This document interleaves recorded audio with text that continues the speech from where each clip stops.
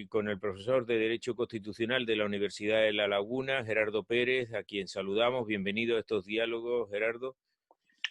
En unos Hola, muy buenas tardes. en unos tiempos en los que me imagino que no hay tiempo para aburrirse, ¿no? Que todos los días surgen cosas. Ahora tenemos lo de la Guardia Civil, el informe sobre el 8M.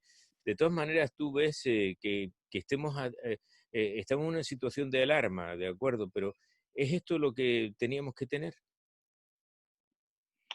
Respecto del estado de alarma, ¿se refiere? Sí, creo que objetivamente, ante una crisis sanitaria y una pandemia, la respuesta que nuestro ordenamiento jurídico contempla es el estado de alarma. Ujú. Específicamente, la ley establece que el estado de alarma está previsto ante crisis sanitarias o ante desabastecimiento de productos de primera necesidad o ante catástrofes naturales.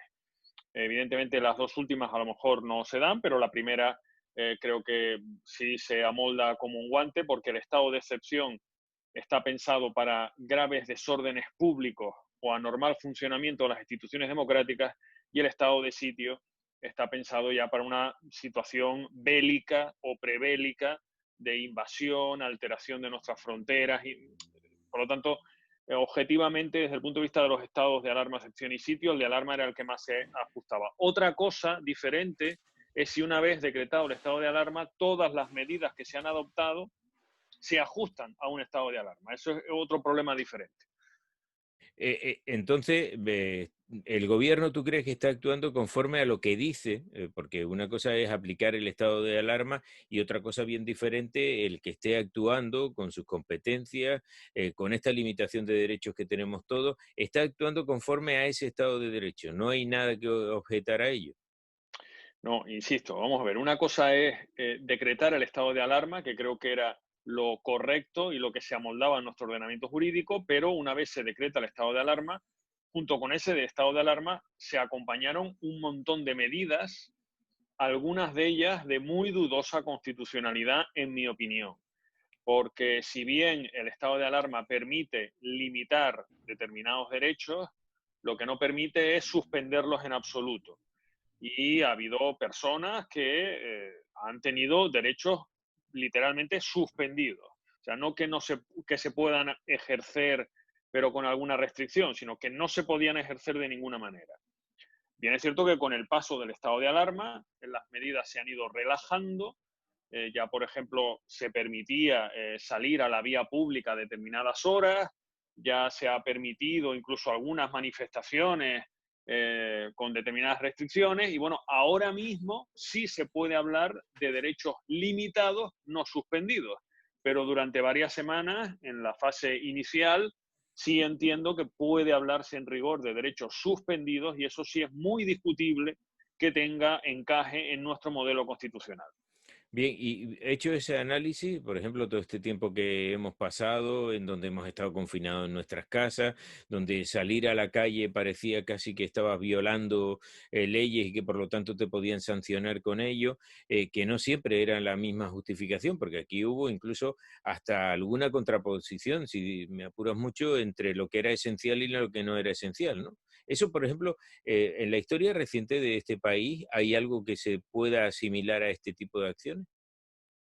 No, es evidente que estamos pasando por primera vez por un estado de alarma de esta magnitud. Es cierto que en el año 2010 se decretó un estado de alarma por una huelga de unos controladores aéreos, pero la envergadura del problema, desde luego, no tiene comparación, ni tampoco las medidas adoptadas por el gobierno. Aquí eh, llevamos ya 2 meses y medio, más de 2 meses y medio, con una vorágine normativa muy importante, con normas cambiando todos los días, con boletines oficiales publicándose de lunes a domingo, algunos con varias ediciones, y en esa vorágine normativa han sido tantas las normas que se han dictado que algunas, evidentemente por las prisas, puede ser comprensible que no hayan tenido toda la pulcritud y el rigor, y otras directamente sí se pueda discutir que han sido medidas que pueden calificarse de inconstitucionales.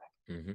Y luego ha habido medidas, Gerardo, que han dejado al libre albedrío que la gente tome en consideración cómo hacerlas. Por ejemplo, volver a clase o no volver a clase por parte de los chicos, ¿no? El Estado un poco se ha lavado las manos en ello, lo ha dejado en manos de las comunidades autónomas y estos a su vez lo han dejado en manos de algunos colegios. ¿Era esto lo que se podía hacer realmente? Porque estamos hablando de la educación, ¿no? Es muy complicado responder a esa pregunta porque se intentan compaginar situaciones que quizá no son compatibles. Es decir, por un lado, se instaba a volver a las aulas en unas condiciones, con una separación física, con un ratio de alumnos por aula muy bajo, que claro, imponer a los colegios que de repente en clases que antes tenían de 30 alumnos, ahora tengan clases suficientes para hacerlas de 15 alumnos, pues a lo mejor era imponer un imposible. Los colegios tienen las infraestructuras que tienen, los públicos, los privados, los concertados, y no esto, el BOE no es una varita mágica que desde que se publica ahí una norma, todo por arte de magia se amolda a la realidad que viene en el BOE. A lo mejor no es posible tener una ratio de alumnos de 15 alumnos por aula, porque no hay aulas suficientes para todos los alumnos, porque no hay profesores suficientes para tantas aulas, y por lo tanto, yo creo que se han dado cuenta de la imposibilidad de que esas medidas ideales sean efectivas y han ido atemperando un poco la exigencia, ha pasado del Estado a la competencia otra vez a la comunidad autónoma a los centros, y los centros pues de alguna manera han visto con qué medios han contado, y como es evidente que no puede darse esa circunstancia ideal de esa separación y de esa ratio de alumnos por aula, al final se ha abierto tanto la mano que se ha convertido lo que era una norma en una cuestión voluntaria. ¿Sí? Ujú. En la universidad, por ejemplo, ¿cómo habéis vivido esto? Porque hemos excluido todos la universidad diciendo que estaban preparados, que ahí, bueno, había mucha clase a través de lo digital y demás, pero, por ejemplo, ustedes en Derecho, ¿cómo lo han vivido? Bueno, ha sido complicado.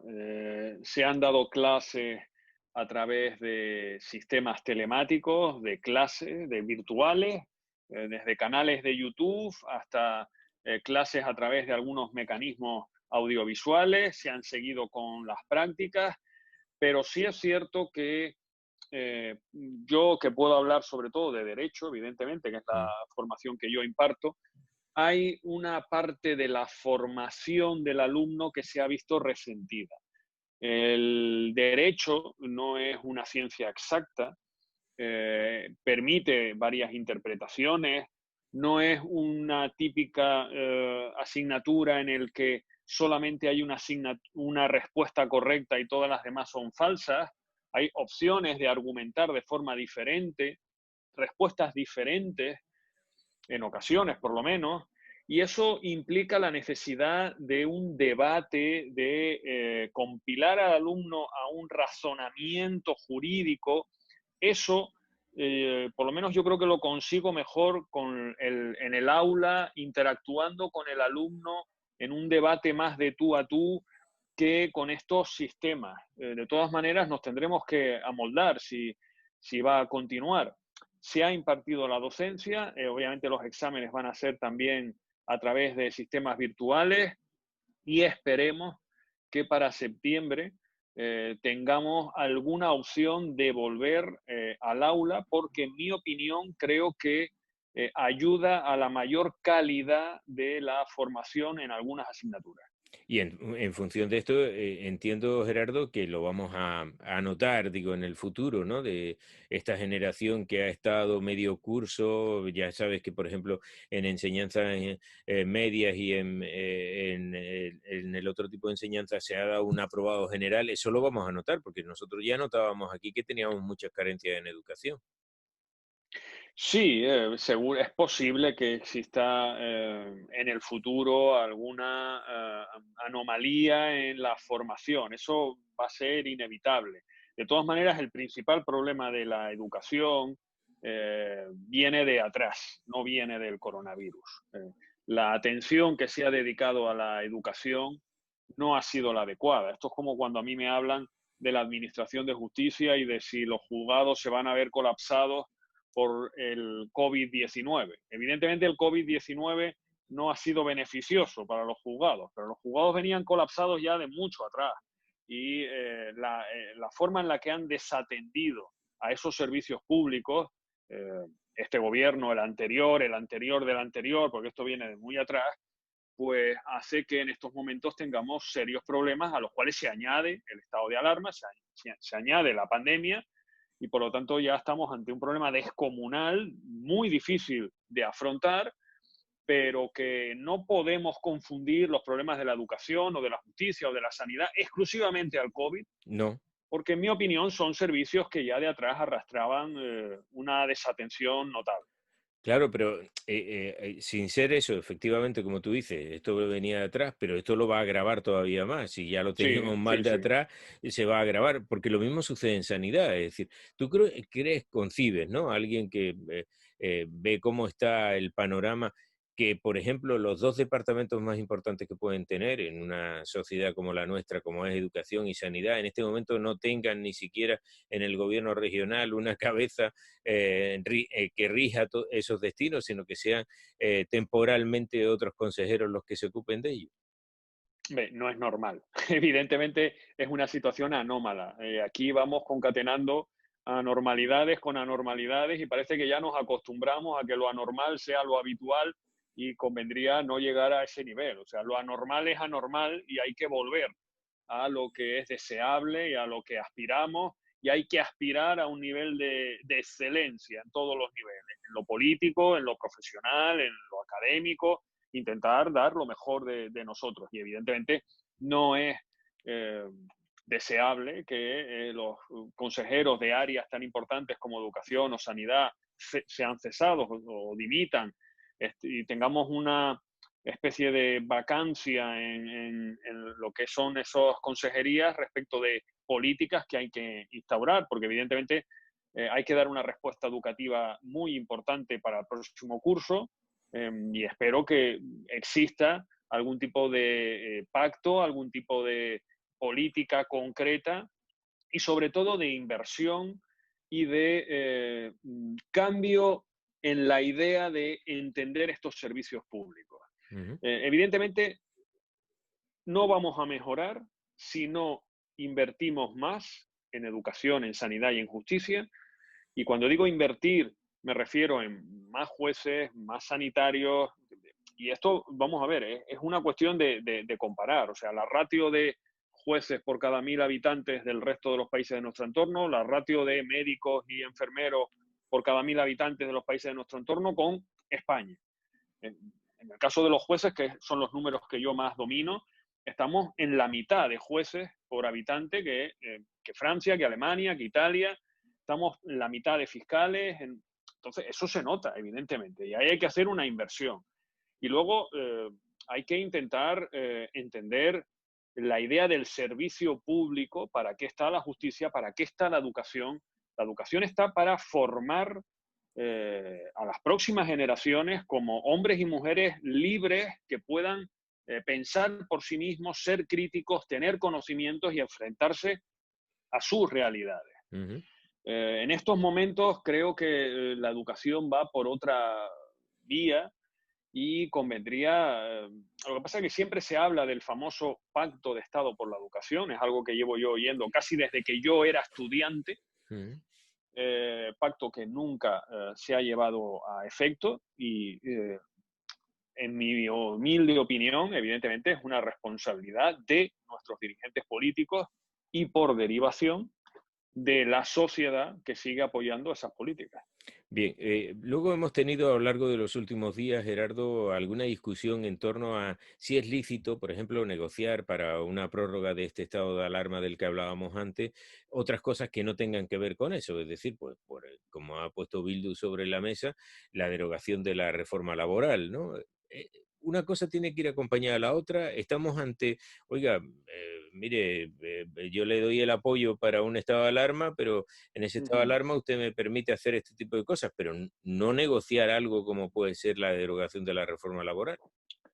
Sí, vamos a ver, aquí entramos en el espinoso y pantanoso mundo de la política que tiene unas reglas propias que no siempre son las de la lógica del sector privado o profesional. Evidentemente, si en un sector privado o profesional nos dedicamos a negociar un asunto, eh, quizá nos extraña que se nos meta como condiciones cosas que nada tienen que ver con el objeto de la discusión.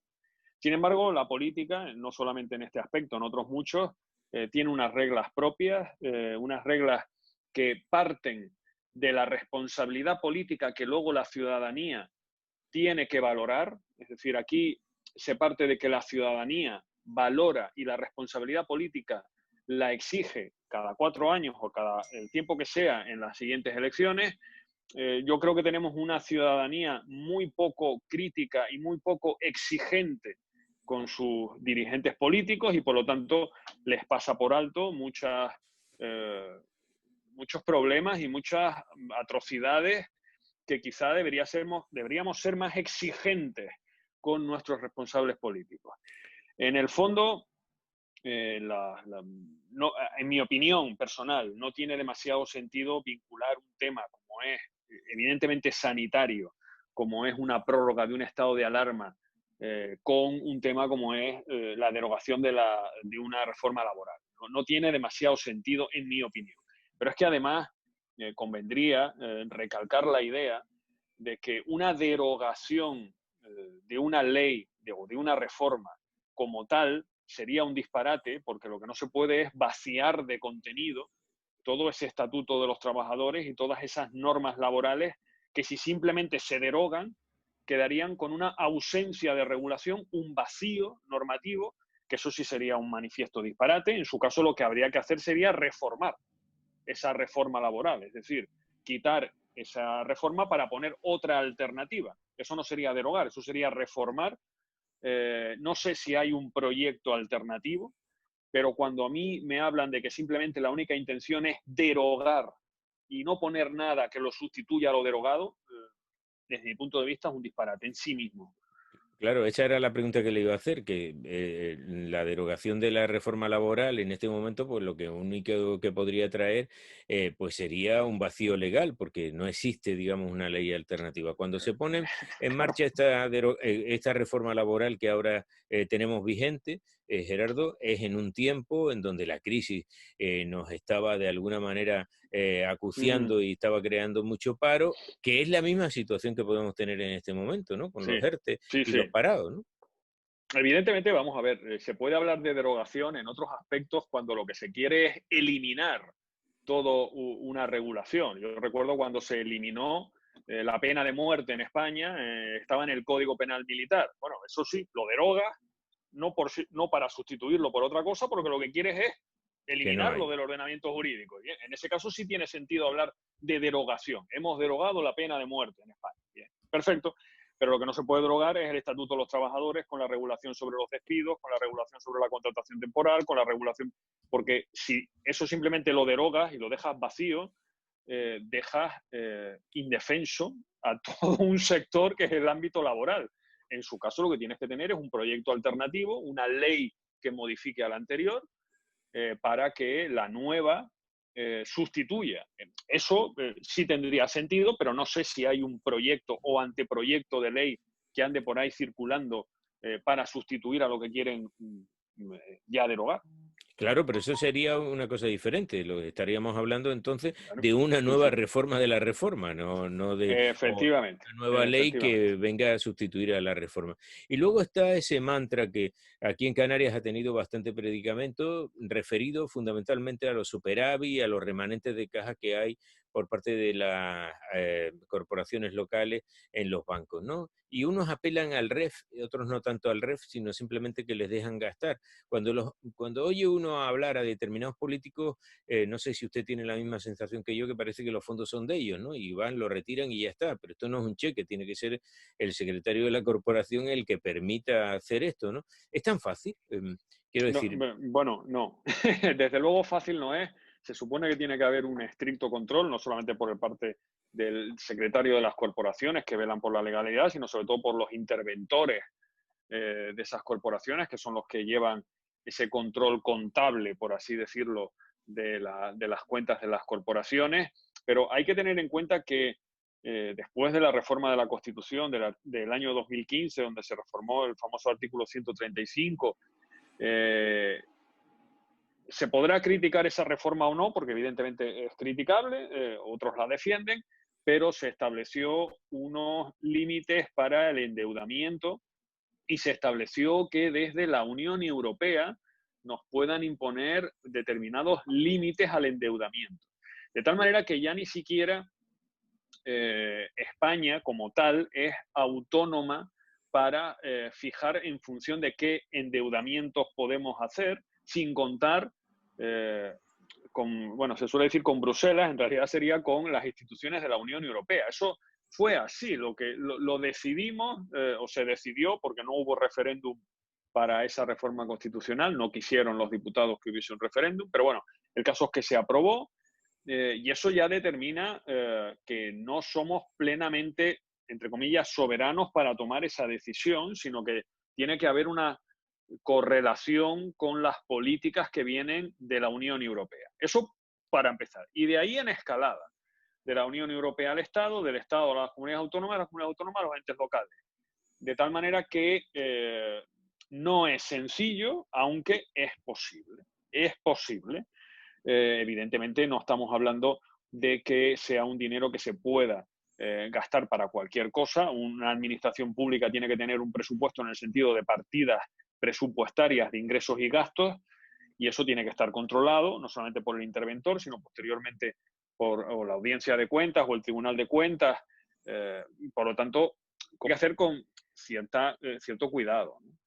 Ya, por eso, pero todo va a ser imposible que lo cojamos, porque aquí están hablando de que nos den los remanentes, de que entremos incluso en el reparto de esos 20.000 millones que dice el Estado que va a repartir y de que Bueno, además nos permitan esto endeudarnos por claro, encima, ¿no? no, vamos a ver, la idea en teoría digo, es un ingreso de dinero en cascada. Se supone que la Unión Europea ha aprobado una serie de fondos que a España, según he leído por ahí, le tocan unos 70.000 millones, Sí. de uno de los cuales son a fondo perdidos, otros habrá que devolver. Y a partir de ahí, pues en cascada, el Estado recibe ese dinero que va a las comunidades autónomas, que en cascada va a las corporaciones locales y ya veremos cómo se reparte, con qué objetivos y con qué destino y hasta qué punto es con eso suficiente o hay que tirar de ese remanente que puede haber. Esto es demasiado complicado para analizarlo aquí ahora mismo, Sí. pero la idea es que ese remanente que nos va a venir de Europa sirva. Yo no tengo el dato ahora para saber si con 70.000 millones es suficiente o no. No tengo yo esa. Aparte que casi sería para un profesor Sí, de Derecho Financiero sí, que sí. de Constitucional. Lo que sí sé es que evidentemente esto no es tan sencillo como decir, bueno, yo, alcalde del municipio de tal, tengo en el banco este dinero, hago con él lo que considere. Ujú. No, eso desde luego no puede ser así. Bien, y ahí en qué parte tenemos que meter nuestro REF y nuestro Estatuto de Autonomía. ¿Tenemos algún derecho más? Porque si sabemos, por ejemplo, que el País Vasco pues tiene unos derechos forales, lo mismo que Navarra, nosotros tenemos algo que en lo que podamos Bueno, reclamar. evidentemente, sí, sí. Canarias tiene una serie de especificidades que puede hacer valer, no solamente el REF. Yo creo que por tener la condición de región ultraperiférica, se puede argumentar perfectamente que las políticas aplicables en Canarias no pueden ser las comunes del resto del territorio. Eso está admitido perfectamente por el Tratado de Funcionamiento de la Unión Europea, porque viene así en los tratados de la Unión Europea. Curiosamente, no viene en nuestra Constitución la condición de Canarias como región ultraperiférica, pero sí viene en la Unión Europea. Una de las cuestiones que con más incidencia se pide en la reforma de la Constitución es para introducir en la Constitución esa condición de región ultraperiférica y esa especificidad que nos da en nuestro territorio para poder modular las políticas que se apliquen en la generalidad a Canarias. Y sí hay un margen para poder no solamente defender los intereses de Canarias, sino ser más efectivos a la hora de recaudar y de gastar el presupuesto. Ya, porque aquí se han puesto ya en solfa tantas cosas, señor Pérez. Por ejemplo, se ha puesto en solfa el descuento de residente que teníamos hasta ahora, se ha puesto en solfa alguna de las ayudas que se prestaban al transporte de mercancías. Todo eso, de alguna manera, porque lo que es evidente es que va a haber una caída en ingresos por Yo, parte de todas las sí, administraciones, ¿no? sí, sí. Yo no creo que con la actual normativa que tenemos puedan alegremente eliminar esos descuentos de residente en los viajes y demás, porque eso sí creo que está perfectamente atado con nuestra normativa. Se oyen muchas cosas en política y se oyen muchas cosas por los medios de comunicación, pero no me consta que eso corra peligro como tal, y yo creo que sí Canarias lo tiene muy, muy atado. Otra cosa es que se discuta o que Canarias pueda defender que precisamente por las especificidades de Canarias lo que no procede es la equiparación de esos beneficios a otras zonas del territorio. Es decir, si se reconoce que por la singularidad de la región ultraperiférica, hay que recordar que Canarias es región ultraperiférica, pero Baleares no, Ujú. no es región ultraperiférica.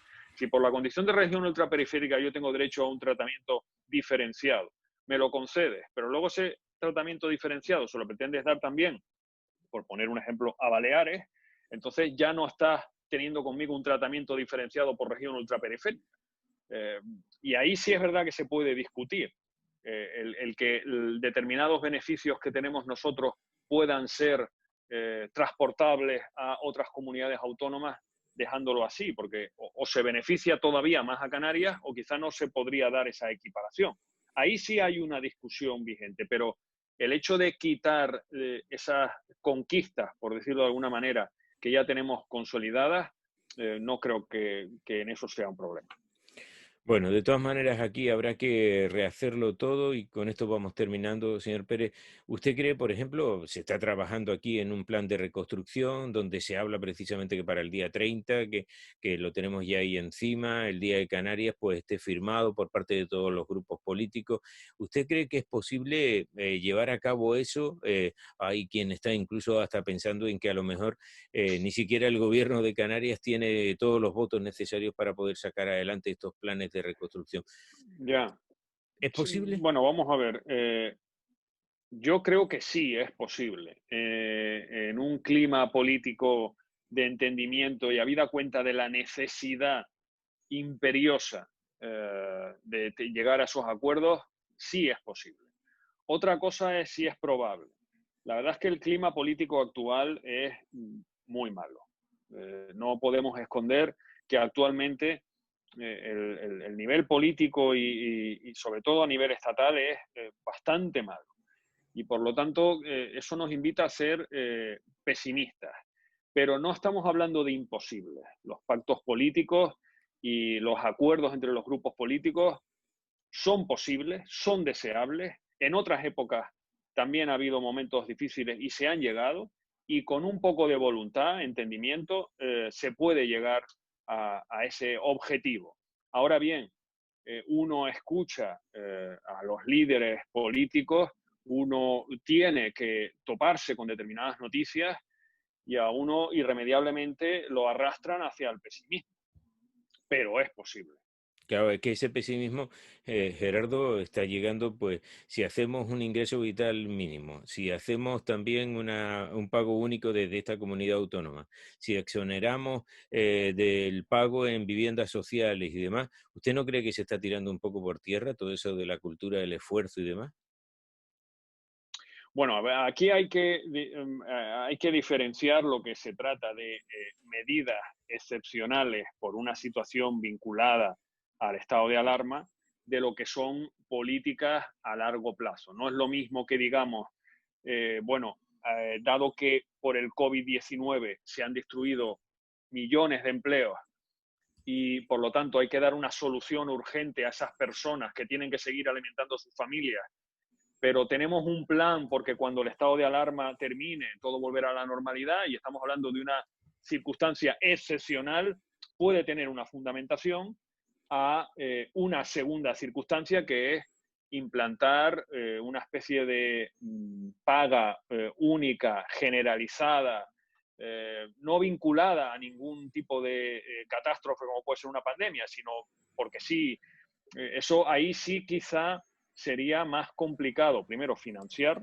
mantener o justificar. Aquí, de alguna manera, hay que ver la letra pequeña de esas medidas. Yo, desde luego, no me opongo a que determinadas familias que lo están pasando muy mal en esta situación de crisis, que se han visto que por un motivo completamente ajeno a su voluntad han perdido el empleo, no pueden pagar un alquiler, haya una serie de ayudas.